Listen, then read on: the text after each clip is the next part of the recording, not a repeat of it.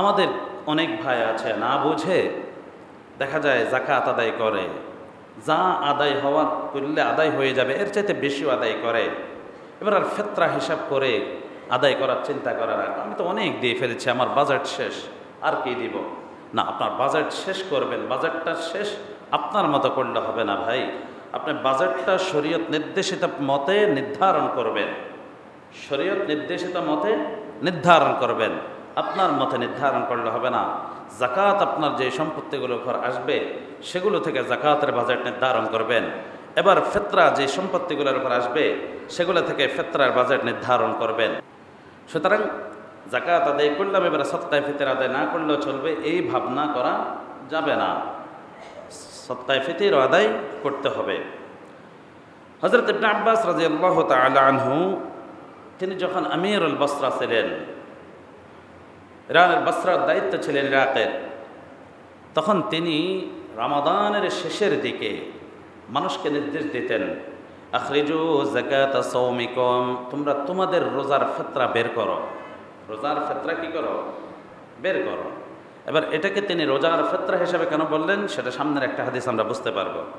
তো ফানাযারান নাসু বা'দুহুম ইলা বা'স, তিনি যখন মানুষকে এই নির্দেশ দিলেন আখরিজু যাকাতা সাওমিকুম, রোজার ফিতরা বের করো, এবার মানুষ একে অপরের দিকে তাকাতে থাকলো। মানুষ যখন একে অপরের দিকে তাকাতে থাকলো, ফাকালা মান হাহুনা মিন আহলিল মদিনা, এবার তিনি উপস্থিত মানুষের মধ্যে বললেন, এখানে মদিনাবাসী কারা কারা আছো তারা দাঁড়াও। ফাকুমু ওয়াল্লিমু ইখওয়ানাকুম ফাইন্নাহুম লা ইয়ালামুন, তোমরা দাঁড়াও এবং তোমাদের ভাইদেরকে এটা শিখিয়ে দাও, কেননা তারা এটা জানে না। আন্না হাযিহি যাকাতা ফারাদাহা রাসূলুল্লাহ সাল্লাল্লাহু আলাইহি ওয়াসাল্লাম, যে এই রোজার যে ফিতরা, যে সদকায়ে ফিতর, এটা আল্লাহর নবী সাল্লাল্লাহু আলাইহি ওয়াসাল্লাম ফরজ করে দিয়েছেন আলা কুল্লি যাকারিন ওয়া উনসা ওয়া হুররিন ওয়া মামলুকিন, প্রত্যেক নারী পুরুষের উপর এবং প্রত্যেক স্বাধীন এবং কৃতদাসের উপর। পবিত্র মাহে রমজান রহমত, মাগফিরাত, নাজাতের পয়গাম নিয়ে এসেছে আমাদের কাছে। মাহে রমজানের মতো এত মহামূল্যবান একটি মাস পেয়ে যদি আমার আপনার আমল নামাটা গুনাহমুক্ত না হয়, সিয়ামের সাধনার মাধ্যমে যদি আমার আপনার অন্তরে তাকওয়ার বীজ রোপণ না হয়, যদি আমি আপনি মুত্তাকীদের কাতারভুক্ত হতে না পারি, তাহলে রমজানের আসা যাওয়া আমার আপনার কোনো কাজে আসলো না।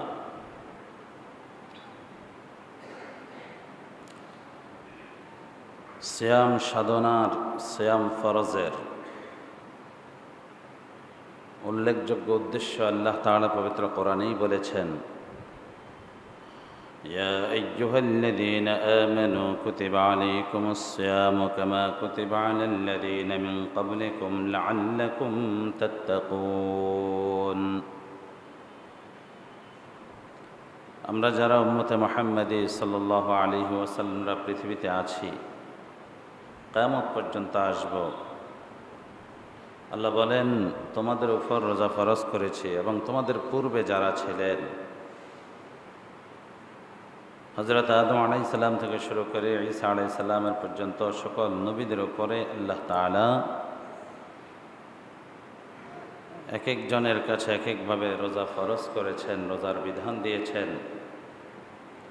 সবাইকে রোজার বিধান দেওয়ার উদ্দেশ্য হলো লাআল্লাকুম তাত্তাকুন, যেন তোমরা মুত্তাকী হও, যেন তোমাদের তাকওয়া চলে আসে।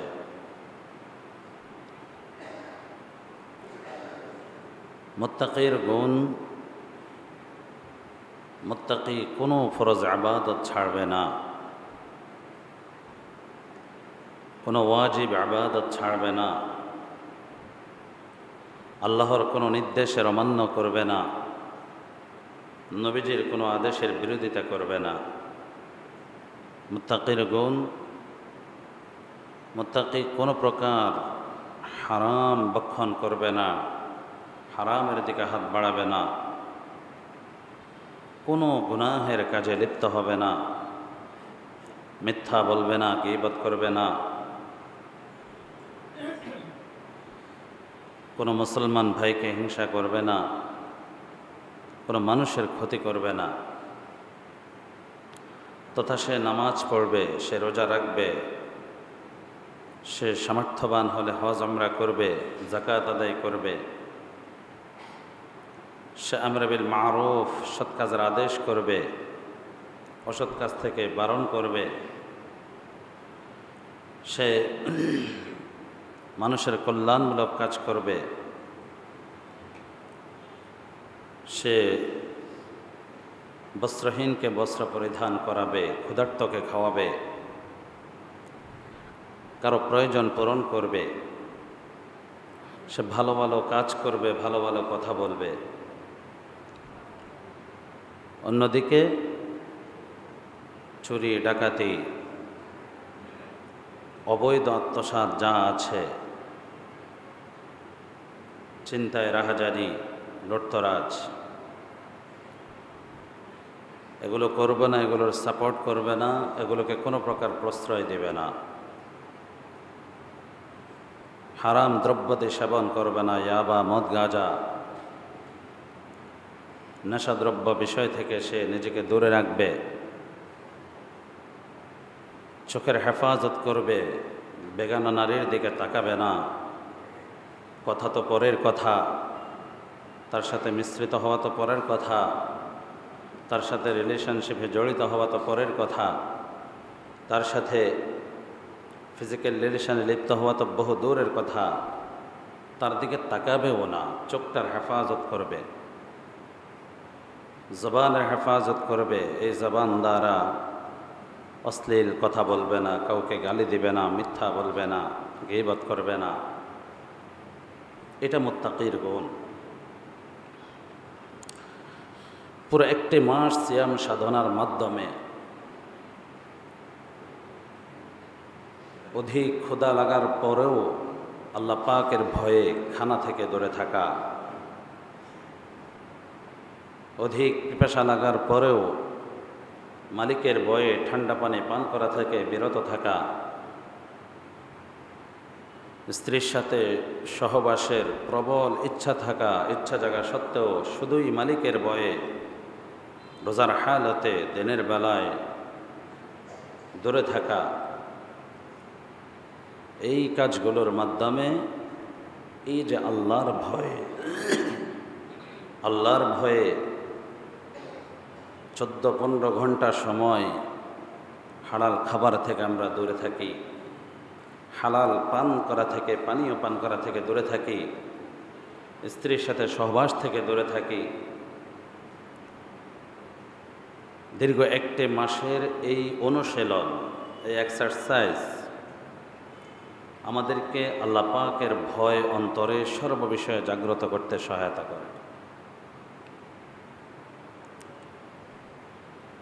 যে হালাল বিষয়গুলো থেকে তুমি মালিকের ভয়ে দূরে চেনা, তাহলে যেই বিষয়গুলো হারাম সেই বিষয়গুলো কিভাবে করবা? যদি আল্লাহর ভয়ে তুমি হালাল বিষয় থেকে দূরে থাকতে পারো আল্লাহর নির্দেশ মতে, তাহলে যেগুলো হারাম সেগুলোতে কিভাবে লিপ্ত হবা? যদি সিয়াম সাধনা এই দীর্ঘ 1 মাসের মুদ্দাতকাল আমার আপনার মধ্যে এই ভয়টা জাগ্রত করতে পারে, তাহলে মাহে রমজানের আগমন আমার আপনার জন্য সার্থক।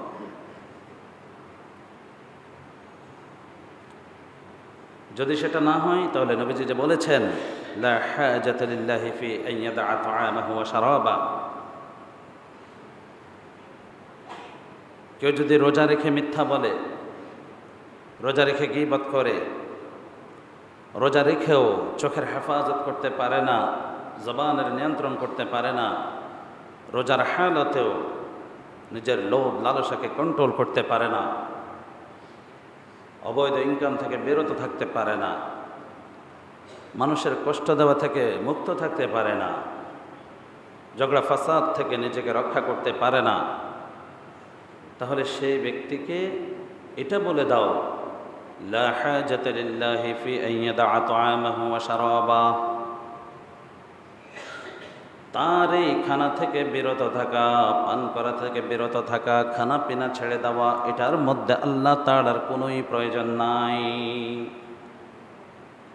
তার খানা ছেড়ে দেওয়ার কোনো আল্লাহর প্রয়োজন নাই, পান করা ছেড়ে দেওয়া আল্লাহর কোনো প্রয়োজন নাই। নবীজি এই জন্যই বললেন, রুব্বা সাইমিন লাইসা লাহু মিন সিয়ামিহি ইল্লাল জু' ওয়া রুব্বা কাইমিন লাইসা লাহু মিন কিয়ামিহি ইল্লাস সাহার। বহু রোজাদার বান্দা এমন আছে, বহু রোজাদার বান্দা এমন আছে যার রোজা থেকে ক্ষুধার্ত থাকা ছাড়া কোনোই লাভ হয় না। অর্থাৎ তার রোজার ফায়দা শুধুই ক্ষুধার্ত থাকা, তার রাতভর জাগ্রত থাকা, কিয়াম করা, সালাতুত তারাবির মধ্যে দীর্ঘ সময় দাঁড়িয়ে থাকা, এটা শুধুই রাত জাগরণ হয়, আর কোনো লাভ হয় না। নাউযুবিল্লাহ।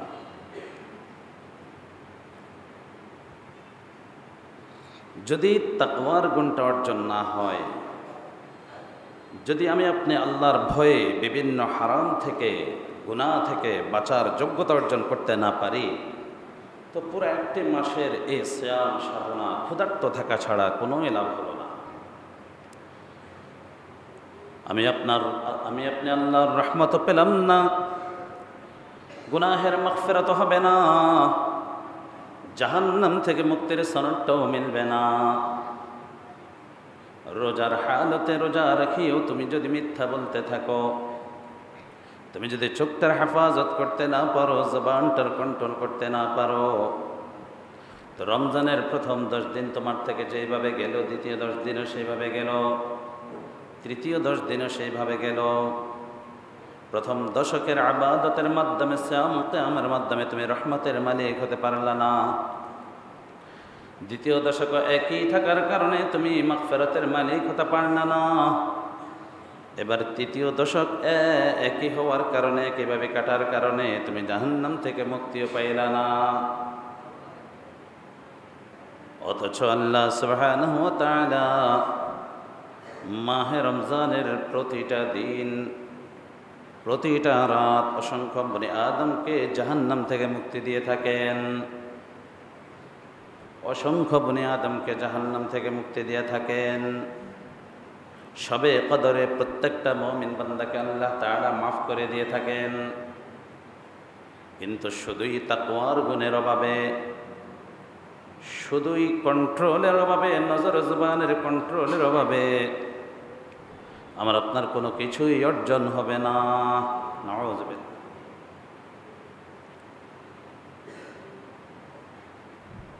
আজকে মাহে রমজানের শেষ জুমা। কার কার জীবনের শেষ জুমা হতে পারে আমরা জানি না। কার কার জন্য এই মাহে রমজানটা সর্বশেষ মাহে রমজান হতে পারে আমাদের কারোই জানা নাই।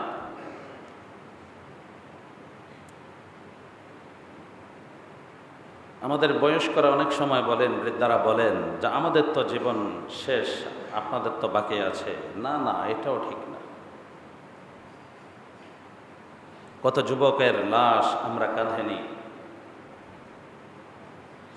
কত বাবা সন্তানের লাশ কাঁধে নেয়, কত দাদা নাতির লাশ কাঁধে নেয়। মৃত্যু যে চিরন্তন একটা সত্য বিষয়, প্রস্তুত থাকাটাই হচ্ছে বুদ্ধিমান ব্যক্তির কাজ। এটা নবীজি বলেছেন, আল কাইয়িসু মান দানা নাফসাহু ওয়া আমিলা লিমা বা'দাল মাউত। জ্ঞানী ব্যক্তিকে, বুদ্ধিমানকে, যে নিজেকে চিনে, নিজেকে জানে যে আমার অস্তিত্বটা কি, আমি কোথায় থেকে আসছি, আমাকে কি থেকে আল্লাহ সৃষ্টি করেছেন, কেন সৃষ্টি করেছেন, আমি যাব কোথায়, আমার ঠিকানা কি হবে। নিজের সম্পর্কে যে বুঝে নিজেকে চিনতে পারল, এবার চিনতে পারার পরে, বুঝার পরে তার বোঝা আসবে যে না, পৃথিবীটা আমার জন্য কিছুই না, এটা শুধুই একটা ধোঁকার ঘর। এখানে আল্লাহ আমাকে পাঠিয়েছেন পরীক্ষা দেওয়ার জন্য। আমার সামনে অনেক কিছু থাকবে, কিন্তু মালিকের পরীক্ষায় আমাকে পাশ করতে হবে। আমার সামনে গুনাহের হাজার আসবাব থাকবে, কিন্তু পরীক্ষায় পাশ করতে হবে, কোনো প্রকার নকল করা যাবে না। দুনিয়ার পরীক্ষায় স্টুডেন্টরা নকল করে ধরা খেলে অ্যাবসেন্ট হয়, কিন্তু সুযোগ থাকে ধরা না খাওয়া, ধরা খেলে অ্যাবসেন্ট হয়, ধরা খেলে তাকে বহিষ্কার করা হয়। কিন্তু মালিক আমার আপনার যে পরীক্ষা নিচ্ছেন, এখান থেকে কোনো প্রকার ধোঁকা দেওয়ার সুযোগ নাই।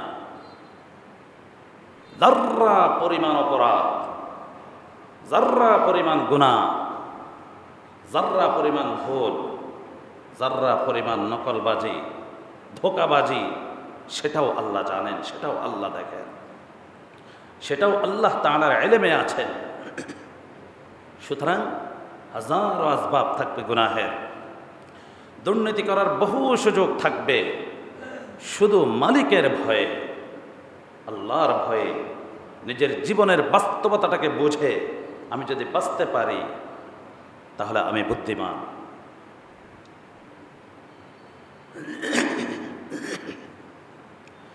আমাদের সমাজে তো আমাদের কালচার বা আমাদের কিছু বিষয় এমন আছে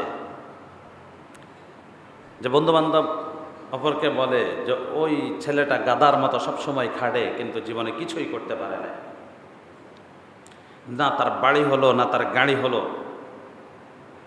শুধু চাকরিই করে গেছে, এরকম টিটকারি করে।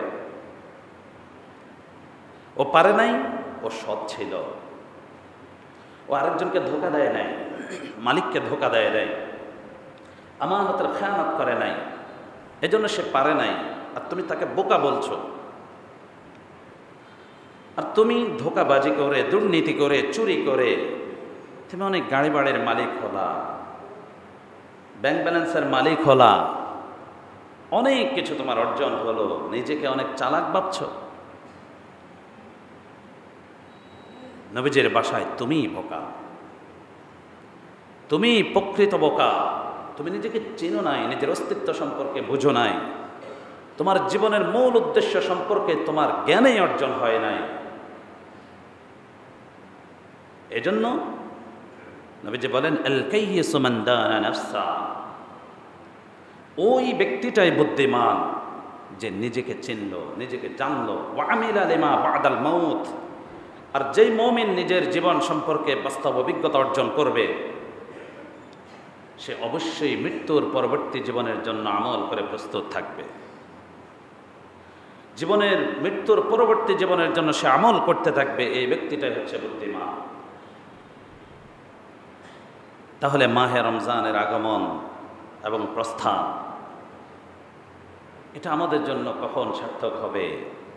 যখন লাআল্লাকুম তাত্তাকুন, রোজার উদ্দেশ্য আমাদের মধ্যে অর্জন হবে, আল্লাহর ভয় আমাদের অর্জন হবে, যে ভয়ের কারণে আমরা অবৈধ ইনকাম থেকে বাঁচতে পারবো, হারাম দ্রব্য সেবন থেকে বাঁচতে পারবো, ভিন নারীর দিকে, বেগানা নারীর দিকে তাকানো থেকে চোখকে হেফাজত করতে পারবো, তার ছবি, তার ছায়া ছবি, সব কিছু থেকে নিজের জবানকে, নিজের চোখকে হেফাজত করতে পারবো, জবানটাকে কন্ট্রোল করতে পারবো মিথ্যা থেকে, গালিগালাজ থেকে, ফহশি কালাম থেকে, অশ্লীল বাক্য বচন থেকে, মিথ্যা থেকে, গীবত থেকে, তখন আমরা সফল। আল্লাহ তাআলা আমাদের সকলকে এই তাকওয়ার গুণ অর্জন করার তৌফিক দান করুন।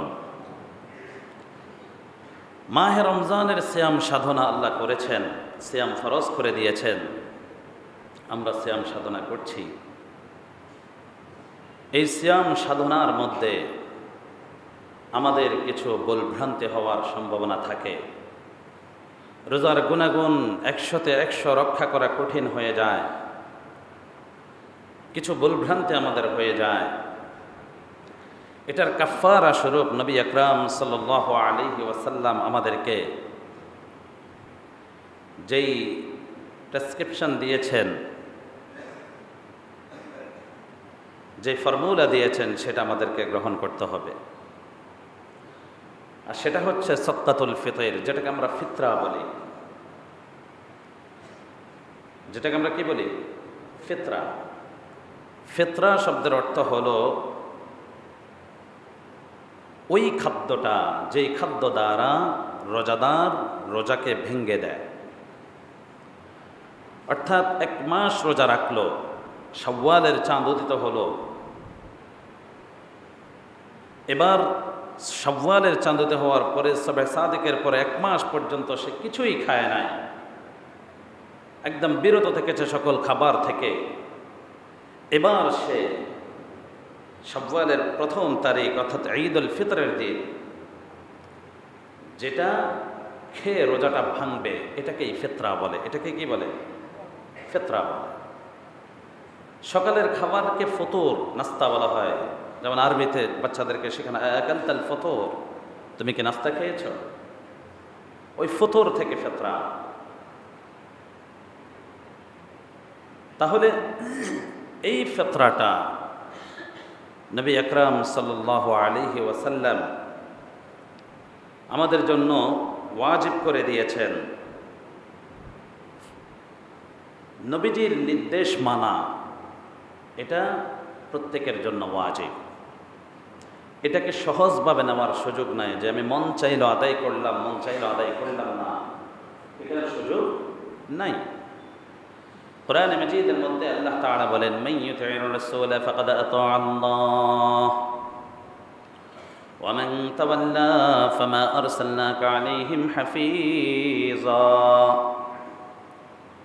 যে বা যারা আল্লাহর রাসূল সাল্লাল্লাহু আলাইহি ওয়াসাল্লামের আনুগত্য করলো, নবীজির আদেশ মানলো, আদেশ নিষেধের অনুকরণ করলো, আল্লাহ তাআলা বলেন ফাকাদ আতা আল্লাহ, সে আমি আল্লাহরে ইতাআত করলো, আমি আল্লাহকেই মানলো। সুবহানাল্লাহ। নবীজির আদেশ নিষেধ মানা মানে আল্লাহ তাআলার আদেশ নিষেধেই কি মানা। ওয়া মান তাওয়াল্লা ফামা আরসালনাকা আলাইহিম হাফিজা। আর যে বা যারা নবীর আদেশ নিষেধ মানল না, মুখ ফিরিয়ে নিল, তো আল্লাহ তাআলা নবীজিকে বলেন, আমি আপনাকে তাদের দারোগান হিসাবে নির্ধারণ করি নাই, পাঠাই নাই। আপনি শুধু তাদেরকে ইনজার করবেন, ভীতি প্রদর্শন করবেন। আপনি শুধু তাদেরকে বাশারত দিবেন, জান্নাতের সুসংবাদ দিবেন, জাহান্নামের ভীতি প্রদর্শন করবেন। এটাই আপনার দায়িত্ব। আপনি দারোগানের মতো খেটে খেটে, পাহারাদারদের মতো জোর করে করে তাদেরকে আপনার আদেশ নিষেধ মানানোর কোনো প্রয়োজন নাই। এটা ইমানদার মহাব্বতের সাথে নবীজির উম্মতের সার্থকতা রক্ষা করতে নবীর আদেশ নিষেধ মানবে, নবীর সুন্নাতের অনুকরণ করবে, আদর্শের অনুকরণ করবে। আর আল্লাহ তাআলা এটা নির্দেশ দিয়ে দিলেন, ওয়ামা আতাকুমুর রাসূলু ফাখুযুহু ওয়ামা নাহাকুম আনহু ফান্তাহু। আল্লাহ তাআলা বলেন, নবীজি থেকে, রাসূল থেকে তোমরা যা কিছু নির্দেশ পাইবা তা আঁকড়ে ধরো, আর নবীজি যা থেকে তোমাদেরকে বারণ করবে তা থেকে দূরে থাকো, সেটা ছেড়ে দাও, সেটার উপর আমল করা যাবে না। এবার সাদকাতুল ফিতর আদায় করা ওয়াজিব। এই বিষয়ে সুনান নাসাইয়ের মধ্যে একটি হাদিস হযরত কায়েস ইবনে সাদ রাদিয়াল্লাহু তাআলা থেকে বর্ণিত, তিনি বলেন, আমারানা রাসূলুল্লাহ সাল্লাল্লাহু আলাইহি ওয়াসাল্লাম বিসাদাকাতিল ফিতর ক্বাবলা আন তানজিলাজ যাকাহ। যাকাতের বিধান অবতীর্ণ হওয়ার পূর্বে আল্লাহর নবী সাল্লাল্লাহু আলাইহি ওয়াসাল্লাম আমাদেরকে সাদকায়ে ফিতর আদায় করার নির্দেশ দিতেন। ফালাম্মা নাযালাতিজ যাকাতু লাম ইয়া'মুরনা ওয়া লাম ইয়ানহানা ওয়া নাহনু নাফআলুহু। কিন্তু এবার যখন যাকাতের বিধান প্রবর্তন হলো, বাৎসরিক সম্পদের যাকাত দেওয়ার একটা বিধান চলে আসলো, এবার সাদকায়ে ফিতর সংক্রান্ত নবী আকরাম সাল্লাল্লাহু আলাইহি ওয়াসাল্লাম আমাদেরকে আর কোনোভাবেই বারণ করতেন না, আবার আদেশও দিতেন না, নিষেধও করতেন না যে সাদকায়ে ফিতর আদায় করতে থাকো, এটাও বলতেন না, আবার নিষেধও করতেন না যে তোমরা দিও না। ওয়া নাহনু নাফআলুহু, আগে যে নবীজি আমাদেরকে সদকায়ে ফিতর আদায়ের জন্য, ফিতরা আদায়ের জন্য নির্দেশ দিতেন, সেই নির্দেশ অনুকরণে আমরা যাকাতও আদায় করতাম, আবার ফিতরাও আদায় করতে থাকতাম। সুবহান, যাকাতও আদায় করতাম, ফিতরাও কি আদায় করতাম। এখন আমাদের অনেক ভাই আছে না বুঝে দেখা যায় যাকাত আদায় করে, যা আদায় হওয়ার করলে আদায় হয়ে যাবে এর চাইতে বেশিও আদায় করে। এবার আর ফিতরা হিসাব করে আদায় করার চিন্তা করার, আমি তো অনেক দিয়ে ফেলেছি, আমার বাজেট শেষ, আর কি দিব। না, আপনার বাজেট শেষ করবেন, বাজেটটা শেষ আপনার মতো করলে হবে না ভাই। আপনি বাজেটটা শরীয়ত নির্দেশিত মতে নির্ধারণ করবেন, শরীয়ত নির্দেশিত মতে নির্ধারণ করবেন, আপনার মতে নির্ধারণ করলে হবে না। যাকাত আপনার যে সম্পত্তিগুলোর উপর আসবে সেগুলো থেকে যাকাতের বাজেট নির্ধারণ করবেন। এবার ফিতরা যে সম্পত্তিগুলোর উপর আসবে সেগুলো থেকে ফিতরার বাজেট নির্ধারণ করবেন। শরীয়তের অনুকরণ করলেন, আল্লাহ এবং তার রাসূলের আদেশ নিষেধ মানলেন। সুতরাং যাকাত আদায় করলাম, এবারে সদকায়ে ফিতর আদায় না করলেও চলবে, এই ভাবনা করা যাবে না। সদকায়ে ফিতর আদায় করতে হবে। হযরত ইবনে আব্বাস রাদিয়াল্লাহু তাআলা আনহু, তিনি যখন আমিরুল বসরা ছিলেন, ইরানের বসরার দায়িত্ব ছিলেন ইরাকের, তখন তিনি রমাদানের শেষের দিকে মানুষকে নির্দেশ দিতেন, আখরিজু যাকাতা সাওমিকুম, তোমরা তোমাদের রোজার ফিতরা বের করো। রোজার ফিতরা কি করো? বের করো। এবার এটাকে তিনি রোজার ফিতরা হিসেবে কেন বললেন সেটা সামনের একটা হাদিস আমরা বুঝতে পারবো। তো ফানাযারান নাসু বা'দুহুম ইলা বা'স, তিনি যখন মানুষকে এই নির্দেশ দিলেন আখরিজু যাকাতা সাওমিকুম, রোজার ফিতরা বের করো, এবার মানুষ একে অপরের দিকে তাকাতে থাকলো। মানুষ যখন একে অপরের দিকে তাকাতে থাকলো, ফাকালা মান হাহুনা মিন আহলিল মদিনা, এবার তিনি উপস্থিত মানুষের মধ্যে বললেন, এখানে মদিনাবাসী কারা কারা আছো তারা দাঁড়াও। ফাকুমু ওয়াল্লিমু ইখওয়ানাকুম ফাইন্নাহুম লা ইয়ালামুন, তোমরা দাঁড়াও এবং তোমাদের ভাইদেরকে এটা শিখিয়ে দাও, কেননা তারা এটা জানে না। আন্না হাযিহি যাকাতা ফারাদাহা রাসূলুল্লাহ সাল্লাল্লাহু আলাইহি ওয়াসাল্লাম, যে এই রোজার যে ফিতরা, যে সদকায়ে ফিতর, এটা আল্লাহর নবী সাল্লাল্লাহু আলাইহি ওয়াসাল্লাম ফরজ করে দিয়েছেন আলা কুল্লি যাকারিন ওয়া উনসা ওয়া হুররিন ওয়া মামলুকিন, প্রত্যেক নারী পুরুষের উপর এবং প্রত্যেক স্বাধীন এবং কৃতদাসের উপর। স্বাধীন ব্যক্তির উপর আল্লাহ এই সদকায়ে ফিতর ফরজ করেছেন, এবং কোনো স্বাধীনের আওতাধীন যদি কোনো মামলুক থাকে, কোনো গোলাম থাকে, কোনো কৃতদাস থাকে, কোনো কর্মচারী থাকে, তাদের পক্ষ থেকেও সেটা আদায়ের আল্লাহর নবী সাল্লাল্লাহু আলাইহি ওয়াসাল্লাম নির্দেশ দিয়েছেন। এটাকে ফরজ করে দেওয়া হয়েছে। এই ফরজের অর্থ হলো ওয়াজিব, এটা ওয়াজিব করে দেওয়া হয়েছে। কি পরিমাণ? সা'আম মিন শাঈরিন আও তামারিন আও নিসফা সা'আম মিন কামহিন ফাকামু। হযরত আব্দুল্লাহ ইবনে আব্বাস রাদিয়াল্লাহু তাআলা বলেন যে আল্লাহর নবী সাল্লাল্লাহু আলাইহি ওয়াসাল্লাম এটা ফরজ করেছেন জব থেকে এক সা, খেজুর থেকে এক সা, আও নিসফা সা'আম মিন কামহ, অথবা গম বা আটা হলে নিসফা সা। তো এই এক সা নিসফা সা এটা আমরা একটু পরে বুঝি। এর পূর্বেই আমরা নবী আকরাম সাল্লাল্লাহু আলাইহি ওয়াসাল্লাম সদকায়ে ফিতরটা কেন ফরজ করেছেন এই একটা হাদিস আল্লাহর নবী সাল্লাল্লাহু আলাইহি ওয়াসাল্লামের বর্ণনা। হযরত ইবনে আব্বাস রাদিয়াল্লাহু তাআলা বলেন, ফরদ রাসূলুল্লাহ সাল্লাল্লাহু আলাইহি ওয়াসাল্লাম যাকাতাল ফিতরি তুহরাতান লিস-সিয়াম মিনাল লাগwi ওয়াল ফরাস ওয়া তা'মাতান লিল মাসাকিন। হযরত ইবনে আব্বাস রাদিয়াল্লাহু তাআলা আনহু বলেন, আল্লাহর নবী সাল্লাল্লাহু আলাইহি ওয়াসাল্লাম ফিতরা ওয়াজিব করেছেন, ফিতরা ওয়াজিব করে দিয়েছেন দুটি উদ্দেশ্যকে সামনে রেখে। এক নম্বর, তুহরাতান লিস-সিয়াম মিনাল লাগwi ওয়াল ফরাস, রোজাদার ব্যক্তি যে সকল অনর্থক কথাবার্তা বলে রোজার ক্ষতি করেছে তার থেকে পবিত্রতার জন্যে। সুবহানাল্লাহ। তুহরাতান লিস-সাইমি মিনাল লাগwi ওয়াল ফরাস, যে সমস্ত অশ্লীল বাক্য বচন করে অহেতুক কথাবার্তা বলে নিজের রোজাকে ক্ষতিগ্রস্ত করেছে, ওই সকল ক্ষতি থেকে রোজাকে পূত পবিত্র করার জন্য নবী আকরাম সাল্লাল্লাহু আলাইহি ওয়াসাল্লাম যাকাতাল ফিতর, সদকায়ে ফিতর থেকে ওয়াজিব করে দিয়েছেন। সুবহানাল্লাহ। তাহলে যারা রোজা রেখেছি, হতে পারি সামর্থ্য কম, কিন্তু ফিতরা আদায় করলে রোজার উপকার হবে। ফিতরা আদায় করলে রোজাটা কি হবে? শুদ্ধ হবে। দ্বিতীয় উদ্দেশ্য ওয়াতু'মাতান লিল মাসাকিন, যারা অসহায় হতদরিদ্র, যারা মিসকিন, তাদের খাবারের জন্যে যেন তাদের ঈদের দিন সকালের খাবারের ব্যবস্থা হয়ে যায়, তাদের প্রয়োজনটা যেন পূরণ হয়ে যায়, এই উদ্দেশ্যে আল্লাহ নবী সাল্লাল্লাহু আলাইহি ওয়াসাল্লাম সাদকায়ে ফিতরকে ওয়াজিব করে দিয়েছেন। সুবহানাল্লাহ। এখন এটি আমরা কখন আদায় করব? এটি আদায় করার বিধান হচ্ছে হযরত ইবনে ওমর রাদিয়াল্লাহু তাআলা বলেন, ওয়া তুআদ্দা ক্বাবলা খুরুজিন নাস ইলাল মুসাল্লা, ঈদের নামাজ পড়তে আসার পূর্বে পূর্বে আদায় করতে নির্দেশ দেওয়া হয়েছে।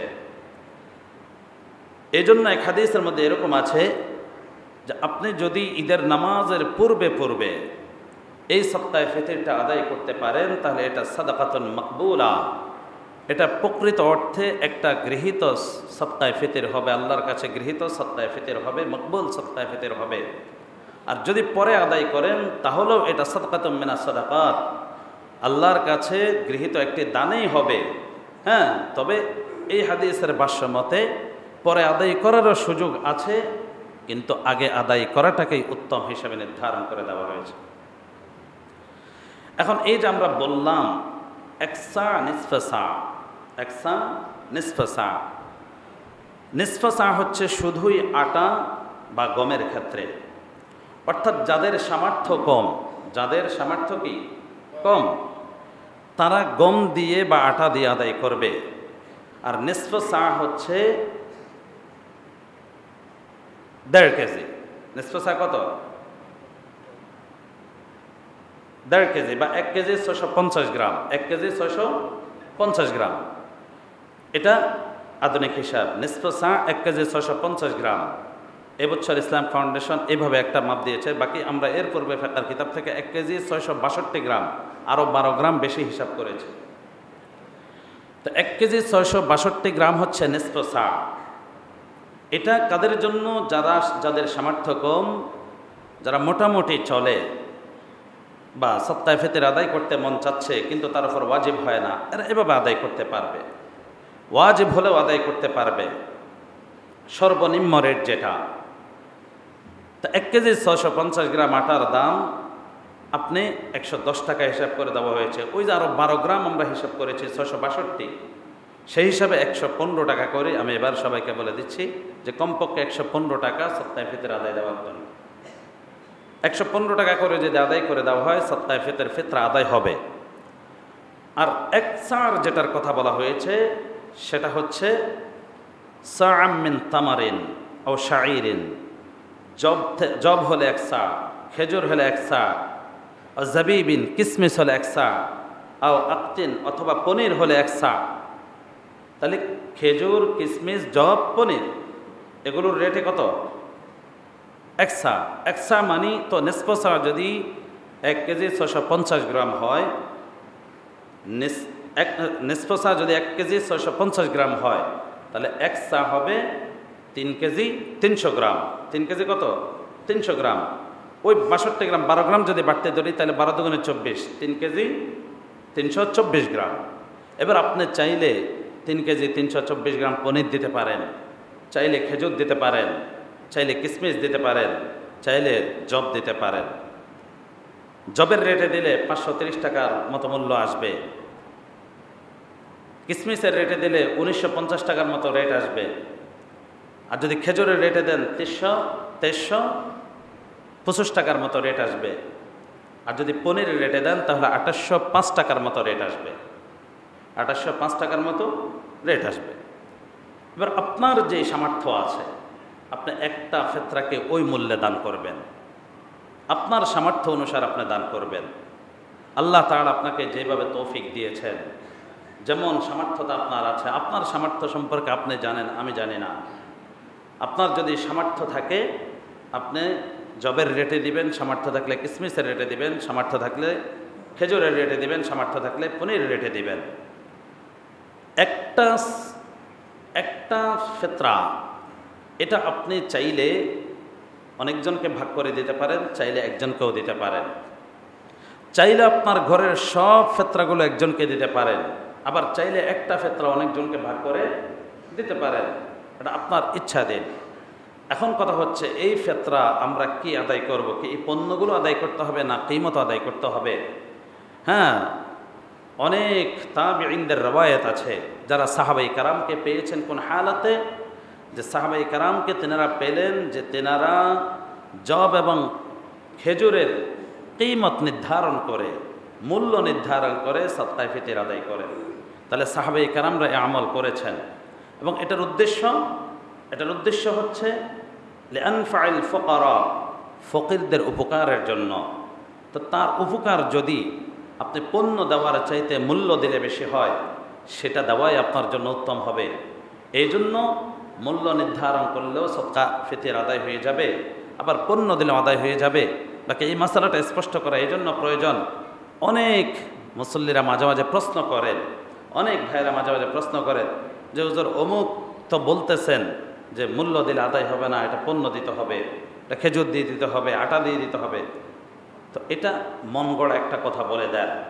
সাহাবাই কারামরা আমল করেছেন, একটা বিধানের উদ্দেশ্য কি সেটা বুঝতে হবে। ফতোয়া শুধু দিয়ে দিলে হয় না, সব কিছু বিবেচনা করে দিতে হয়।